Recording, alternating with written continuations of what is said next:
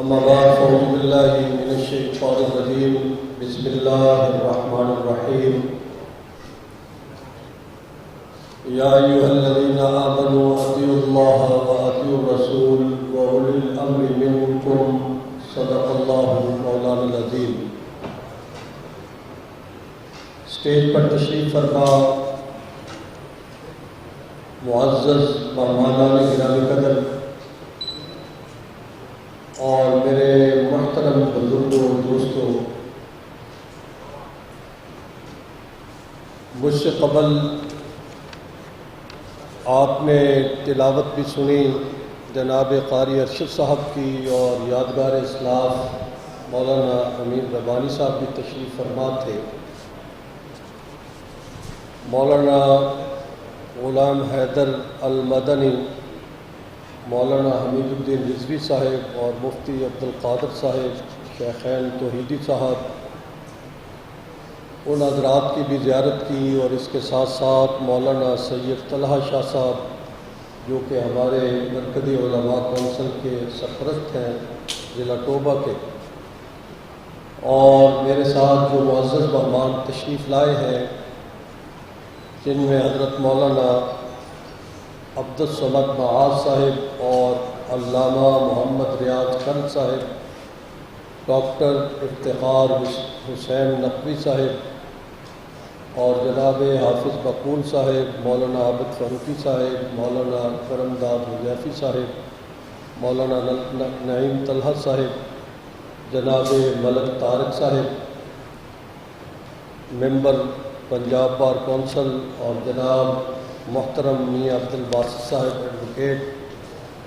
مولانا محمد رائے پوری صاحب، جناب محمد سفیان صاحب، محمد فرحان صاحب، اور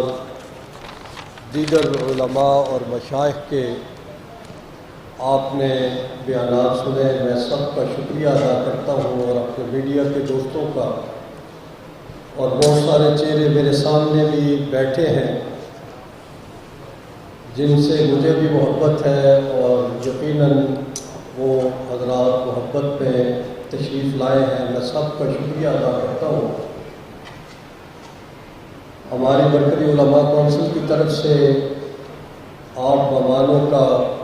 جو اکرام کیا گیا ہے، ساتھ ساتھ آپ اس کو بھی تناول فرمائیں، اور پیغام پاکستان کا جو پیغام ہے وہ بھی سماعت فرمائیں۔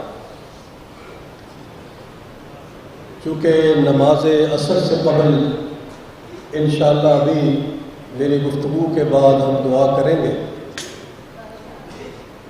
پیغام پاکستان قومی بیانیہ یہ 2017 26 مئی کو معرض وجود میں آیا، اور اس کی ضرورت کیوں پیش آئی کہ پاکستان میں 70,000 سے زائد عوام الناس نے، وکلاء نے، علماء نے، سیکورٹی فورسز نے، فوجی جوانوں نے قربانیاں دی، اور اس ملک کے مختلف حصوں میں ملک دشمن قوتوں کی طرف سے دہشت گردی کا بازار گرم کیا گیا۔ خودکش حملے چاروں صوبوں میں، نہ بازار محفوظ تھے، نہ مساجد محفوظ تھی، نہ عبادت گاہیں محفوظ تھی، نہ تعلیمی ادارے محفوظ تھے، اور نہ ہی ہمارے مقتدر حلقے محفوظ تھے، حتیٰ کہ مفتی محمد حسن جان شہید رحمۃ اللہ علیہ، مفتی بڑے بڑے اکابر کراچی میں، وہ بھی نشانہ بن گئے۔ اور اس میں ایک مکتبہ فکر نہیں بلکہ چاروں مسالک کے لوگ دہشت گردی کا شکار ہوئے۔ تو ہمارے اکابرین نے، ہمارے بزرگوں نے اسلام آباد میں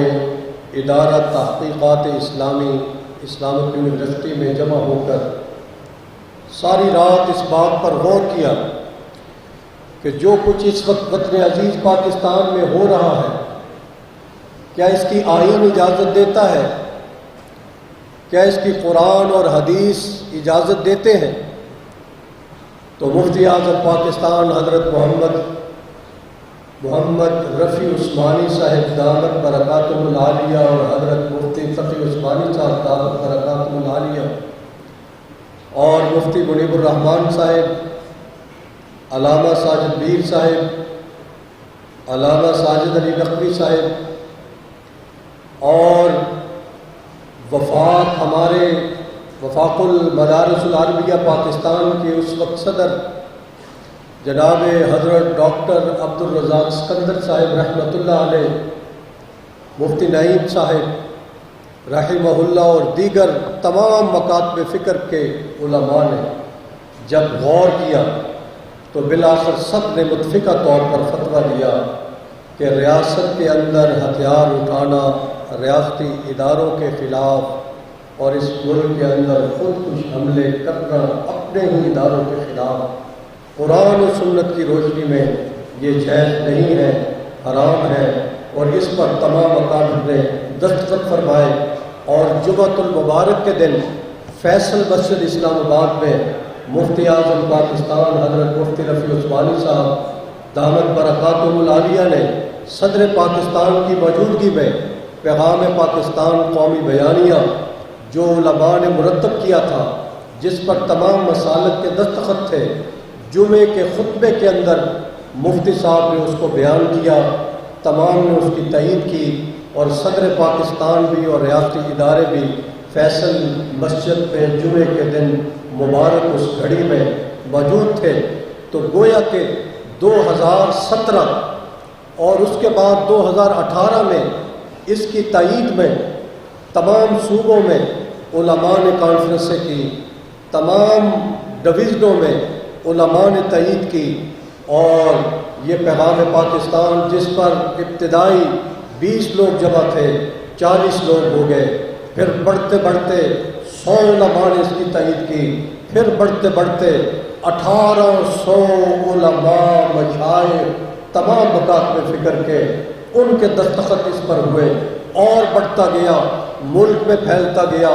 ضلعوں میں پھیلتا گیا، صوبوں میں پھیلتا گیا، ڈویژنوں میں پھیلتا گیا، سٹی میں پھیلتا گیا، نچلی سطح تک پھیلتا گیا۔ الحمدللہ اس وقت 6000 علماء پیغام پاکستان کی تائید کرتے ہوئے،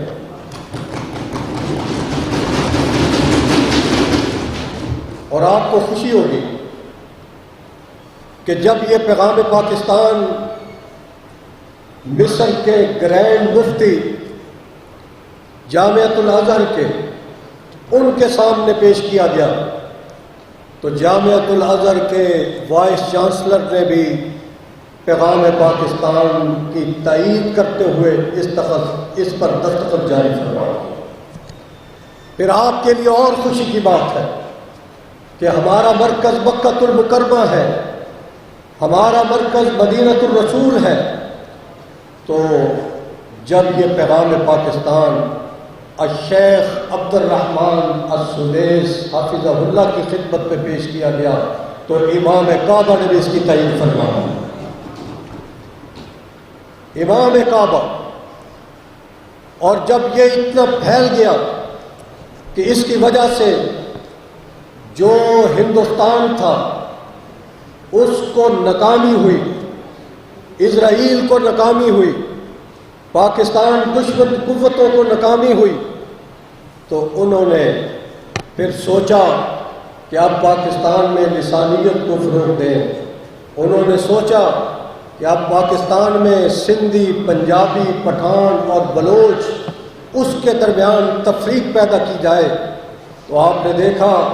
بلوچستان میں علیحدگی کی باتیں منظر عام پہ آئیں، آپ نے دیکھا فاٹا، وانا، وزیرستان میں کچھ اس قسم کی باتیں منظر عام پہ آئیں کہ ہم پاکستان کا حصہ نہیں ہیں۔ تو علماء کرام نے فیصلہ کیا، 5 وفاقوں نے، کہ ہم خیبر پختونخوا جائیں گے، ہم وانا جائیں گے، ہم وزیرستان جائیں گے۔ تو الحمدللہ ہمارے اکابرین چاروں مکاتب فکر کے وانا میں پہنچے، وزیرستان میں پہنچے، اور وہاں کی جامع مسجد میں بعد نماز ظہر ہمارے اکابرین نے بیان کیا، تقاریر کی اور اس پیغام کو پھیلایا۔ پہلے یہ اردو میں تھا، انگلش میں تھا، اس دن اس پیغام کو پشتو میں پھیلایا گیا، اور پشتو میں پھیلانے کے بعد 6 مہینے کے بعد پھر ہمارے اکابرین اسی جگہ پہنچے اور لوگوں کے تاثرات جمع کیے کہ بتائیں اب پیغام پاکستان کے اثرات وانا میں کیا ہے، وزیرستان میں کیا ہے۔ تو وہاں سے ہمیں پتہ چلا کہ پہلے زمانے میں 12 سال کا بچہ،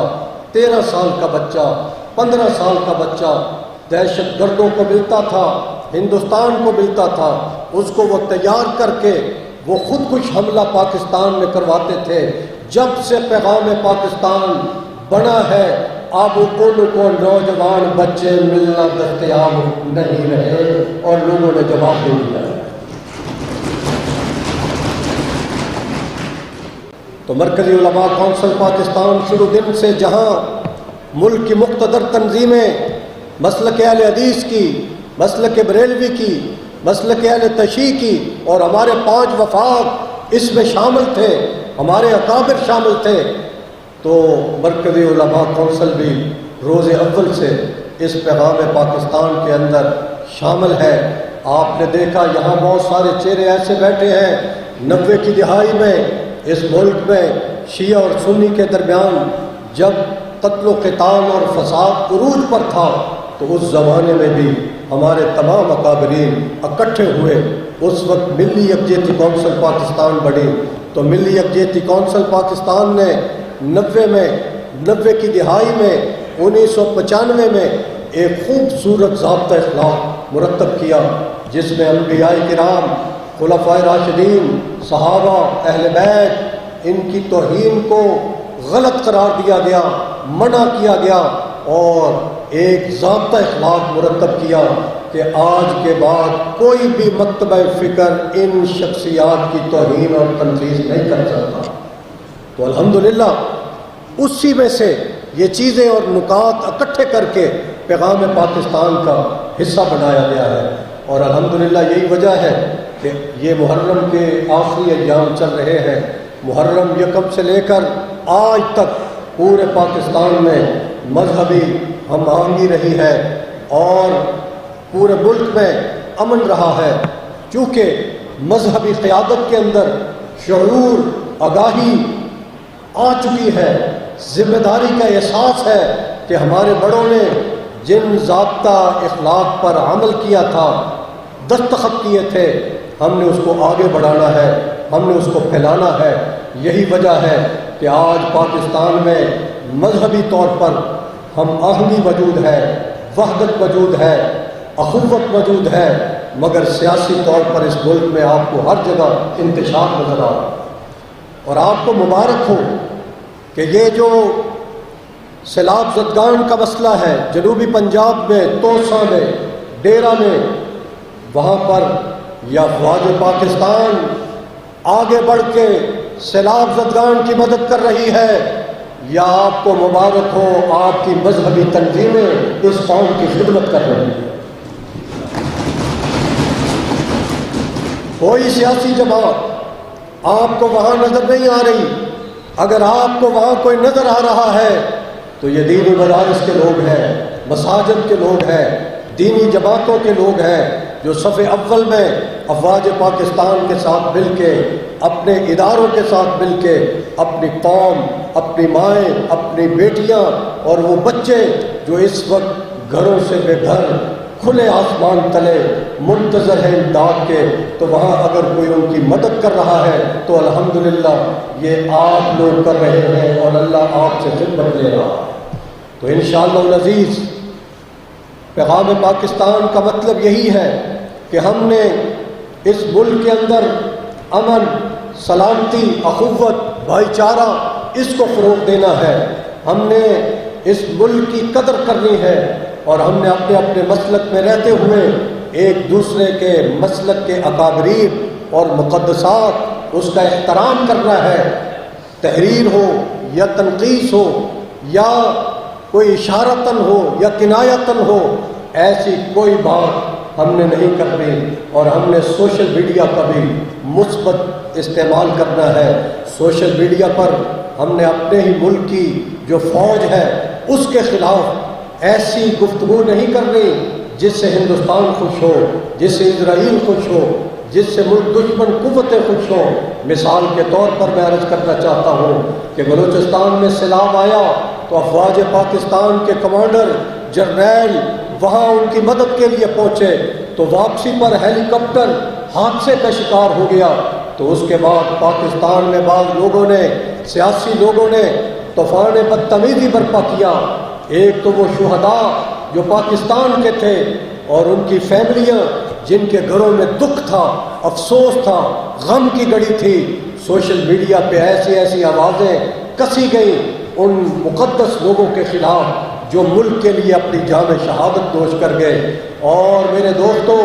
اس وقت جتنے بھی ادارے ہیں یہ فرنٹ لائن پر، آپ نے دیکھا کہ آزاد کشمیر میں چند دن پہلے افواج پاکستان کے نوجوان جب آگے بڑھے، کھائی میں گاڑی گر گئی، 9 افراد جام شہادت نوش کر گئے، سرحدوں پر جام شہادت نوش کر رہے ہیں، سیلاب زدگان کی مدد کر رہے ہیں۔ اسی طرح اگر ان کے شانہ بشانہ اگر کوئی آگے بڑھ رہا ہے تو وہ آپ لوگ ہیں، آپ کی مذہبی قیادت ہے۔ تو آئیے ہم سب عہد کریں کہ ہم نے اسلامی سرحدوں کا بھی دفاع کرنا ہے اور پاکستان کی سرحدوں کا بھی دفاع کرنا ہے۔ سب کہہ دیجئے انشاءاللہ۔ تو میری آخر میں آپ سے اپیل ہے، اپنے اندر رواداری، محبت، یگانگت، وحدت پیدا کریں، قانون کو ہاتھ میں مت لیں۔ اگر آپ دیکھیں کہ کسی بھی جگہ پر کوئی ایسی غیر قانونی بات سامنے آتی ہے تو اس کو قانون نافذ کرنے والے اداروں کے ساتھ شیئر کریں، اپنی ضلعی انتظامیہ کے ساتھ شیئر کریں، اپنے مقامی تھانے کے ساتھ شیئر کریں، وہ کارروائی کریں گے، قانون کو ہاتھ میں مت لیں۔ اور آپ سے گزارش ہے، یہ پیغام پاکستان یہ ہمارے بزرگوں نے تیار کیا ہے، ہم نے اس پر پہرا دینا ہے، ہم نے اس پر عمل کرنا ہے۔ ہمارے بزرگوں نے ہمیں یہی حکم دیا ہے، ہمارے اکابرین نے ہمیں یہی حکم دیا ہے۔ اسی پیغام کو آگے بڑھانے کے لیے انشاءاللہ العزیز دھوبی گھاٹ فیصل آباد میں 30 ستمبر کو تحفظ مدارس دینیہ وسیرت النبی صلی اللہ علیہ وسلم کانفرنس ہونے جا رہی ہے، جس کے اندر مفتی اعظم پاکستان حضرت مفتی تقی عثمانی صاحب انشاءاللہ خطاب فرمائیں گے۔ تو آپ سے گزارش ہے وہاں پر بھی آنا ہے، وہاں بھی ہمارے علماء اور مشائخ اس پر گفتگو کریں گے، پاکستان پر گفتگو کریں گے، نظریہ پاکستان پر گفتگو کریں گے۔ تو آخر